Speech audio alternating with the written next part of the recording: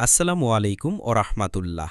আপনাদের সামনে আরও একটি নতুন ভিডিও নিয়ে হাজির হয়েছি। যারা গত পর্ব দেখেননি, এখনই গত পর্ব দেখে আসুন। ইউসুফ আলাইসাল্লামের কাহিনী, পর্ব ১৫, শেষ পর্ব। সবরের ফল, তাকওয়ার পুরস্কার, কাহিনীর শেষ পাথেয়। ইউসুফ আলাইসাল্লামের জীবনের অলৌকিক কাহিনী শেষ হল।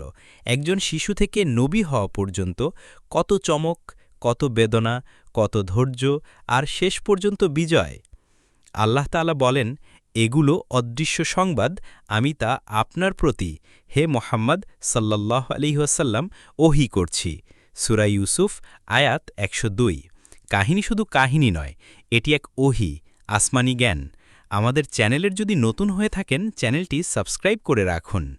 আল্লাহ আরও বলেন, নিশ্চয়ই ইউসুফ ও তার ভাইদের কাহিনীতে জিজ্ঞাসুকদের জন্য নিদর্শন রয়েছে।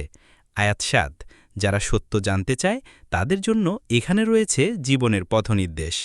পরে আল্লাহ বলেন, তুমি যতই আগ্রহ করো না কেন, অধিকাংশ মানুষ বিশ্বাস করবে না। আয়াত ১০৩। সত্য সামনে থাকার পরও অনেকেই অস্বীকার করবে।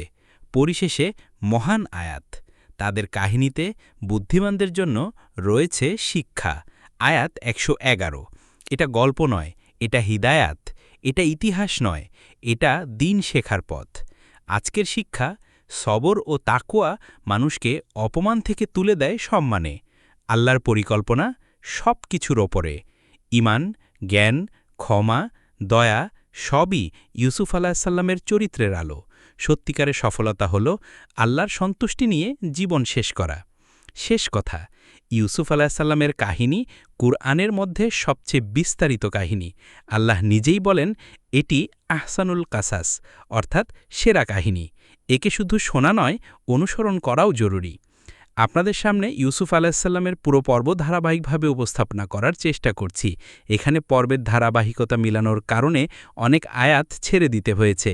এটি একটি কাল্পনিক দৃশ্য আকারে আমি উপস্থাপন করছি। পুরো কাহিনীটি জানতে অবশ্যই আপনাকে কুরআন পড়তে হবে, বাংলা অনুবাদ সহ।